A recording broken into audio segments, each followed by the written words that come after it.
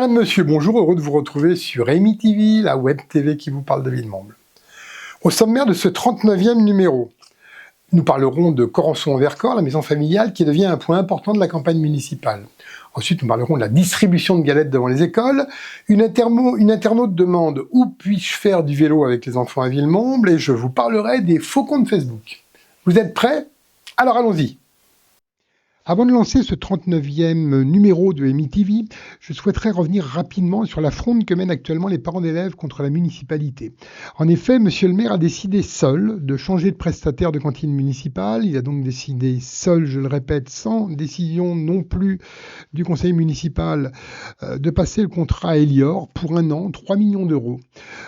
Les parents, donc effectivement, sont très mécontents de ne pas être associés à cette décision, mais surtout, il a décidé dans une ambition républicaine, dit-il, d'imposer un menu unique à la cantine tous les jours. C'est-à-dire qu'il n'y a plus tous les jours un repas sans viande.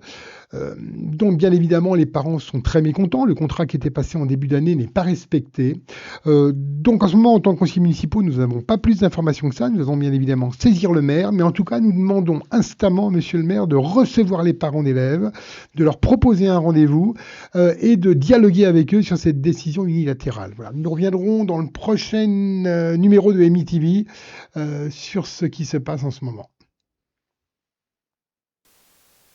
Jean-Michel Buteau et ses acolytes sont prêts à tout pour vous faire croire n'importe quoi. La maison familiale de Corançon-en-Vercors, fermée depuis de nombreux mois, en est un premier exemple. Dans un calendrier distribué ce week-end, on nous indique qu'en 2024, il y a eu un premier sauvetage de Corançon. Ah bon? Vous en aviez entendu parler? Non? Eh ben nous non plus. Rien dans le journal municipal. Rien non plus présenté au conseil municipal. Le seul moment où nous allons parler au conseil municipal, c'est le 11 décembre 2025, donc il y a très peu de temps, avec, comme tout le monde le sait maintenant, aucun document ni aucune étude présentée malgré toutes nos demandes. Franchement, si vraiment ils avaient travaillé sur le sujet, pensez-vous que ces rois et reines de la communication n'auraient rien dit? Et le pire dans tout cela, c'est que l'adjoint au maire à la sécurité de Jean-Michel Buteau, qui a démissionné de la majorité pour rejoindre Calmejane, a dit que Buteau voulait vendre Corançon. N'oublie pas que j'ai découvert la montagne grâce à notre maison familiale de Corançon-en-Vercors. Et aujourd'hui, vous avez fermé cela. Pire, vous voulez le vendre, monsieur Buteau. Alors dans cette histoire, qui ment? Monsieur Riyad Mahmoud, et alors cela promet pour l'équipe Calmejane, qui transporte déjà 2 boulets avec le président de VS contre qui Buteau a saisi le procureur. C'est pourquoi le mois dernier, j'ai adressé au procureur de la République un courrier en appuyant sur l'article 40 du procédure de code pénal pour indiquer en effet qu'il y avait un souci sur la gestion de cette association. Plus l'ancienne présidente du centre Marcel Henrat, centre médical définitivement fermé avec un trou abyssal de dette. Ou bien la majorité municipale de Jean-Michel Buteau et toute son équipe qui distribuent un beau calendrier juste pour parler de Corançon, alors qu'ils n'en ont jamais parlé avant. Je vous laisse deviner. J'ai bien ma petite idée, et je pense vous aussi. En tout cas, j'attends avec impatience que M. Buteau porte plainte aussi contre M. Mahmoud pour mensonge. Et là, on verra.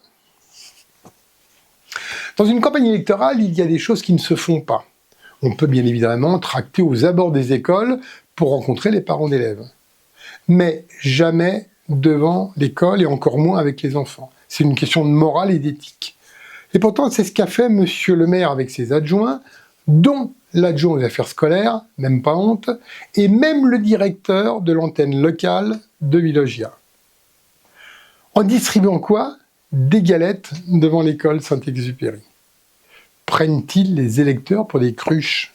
Pensent-ils qu'un morceau de galette rachète un mandat catastrophique comme le leur? Il est vrai qu'en 2020, ils avaient déjà fait le coup avec des madeleines. Il semble que certains habitants et parents d'élèves n'ont pas du tout apprécié, cela à juste raison. Ils ont même indiqué qu'ils préféraient du chauffage plutôt qu'une part de galette. À bon entendeur, monsieur Buteau. Sur les réseaux, une maman dit « Existe-t-il un parc où la pratique du vélo, roller, trottinette est autorisée ?» J'ai l'impression, dit-elle, qu'il n'y a aucun endroit où apprendre à nos enfants à faire du vélo à Villemomble. C'est interdit dans les parcs, même en dessous de 8 ans. Voici notre réponse, madame. Ni Calmejane ni Buteau n'ont jamais voulu prendre cette question en main. Une ville qui empêche ses enfants de jouer est une ville qui s'éteint, en tout cas je le pense. Nous créerons de vrais lieux de jeu ouverts et sécurisés, et nous arrêterons de diriger cette ville par interdiction systématique. Nous pensons avec mon équipe que c'est une responsabilité municipale que d'offrir des alternatives aux parents pour éloigner les enfants des écrans. C'est pour cela que, très concrètement, nous ouvrirons les cours d'école à tour de rôle, les dimanches après-midi, pour que les enfants puissent faire du vélo, du roller, de la trottinette en toute sécurité. Réponse claire, non ? Pour terminer, la campagne municipale est maintenant lancée. On voit donc fleurir sur les réseaux sociaux un grand nombre de faux comptes. En tout cas, des personnes qui se cachent derrière un pseudo et inscrits depuis peu de mois. Sur le groupe Facebook et Villemomble, un groupe bien utile qui permet l'échange et l'information vers et entre les Villemombois, on trouve aussi ces faux comptes qui savent tout et savent surtout taper sur certains candidats en particulier. Ils sont d'ailleurs, en tout cas ils le disent, très bien renseignés. Un sur VS, l'autre sur Buteau, le dernier sur ma liste, et en plus il me tutoie. Ça rappelle quelqu'un, ça, non ? Cette bataille des faux comptes est plutôt nulle et peu intéressante. Chacun lâchant des scuds sur l'autre liste. En tout cas, en ce qui me concerne, ce qui concerne mes colistiers, les publications sont à vidéo et publications à visage découvert. Je dis donc à Marielle Seignelet, Yann Le Bilan, Rock Toto, causer, raconter n'importe quoi, mais je ne réponds qu'aux personnes avec un vrai compte et une vraie photo. Par contre, passez le dimanche à notre local, à visage découvert bien sûr, vous êtes plus que les bienvenus. Le café y est bon, et quand le café est bon, les idées sont bonnes. Voilà, c'est terminé pour aujourd'hui. Ah si, oui, j'oubliais.